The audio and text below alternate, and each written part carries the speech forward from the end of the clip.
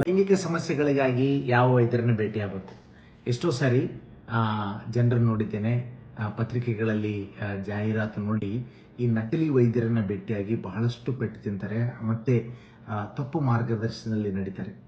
ತಾವು ತಮ್ಮ ಲೈಂಗಿಕ ಸಮಸ್ಯೆಗಳಿಗಾಗಿ, ಉದಾಹರಣೆಗೆ ಎರೆಕ್ಟೈಲ್ ಡಿಸ್ಫಂಕ್ಷನ್ ಅಥವಾ ಆ ಥರ ಸಮಸ್ಯೆ ಇದ್ದರೆ ಸೈಕ್ಯಾಟ್ರಿಸ್ಟ್ ಅಥವಾ ಫಿಸಿಷಿಯನ್ನ ಭೇಟಿಯಾಗಿ, ಅಥವಾ ಯಾವುದಾದ್ರೂ ಲೈಂಗಿಕ ರೋಗ, ಗುಪ್ತ ರೋಗ ಇರೋ ಸಾಧ್ಯತೆ ಇದೆ ಅಂದರೆ ತಾವು ಸ್ತ್ರೀರೋಗ ತಜ್ಞರನ್ನಾಗಲಿ, ಯೂರಾಲಜಿಸ್ಟನ್ನಾಗಲಿ ಅಥವಾ ಚರ್ಮರೋಗ ತಜ್ಞರು ಅವ್ರನ್ನಾದರೂ ಭೇಟಿಯಾಗ್ಬೋದು.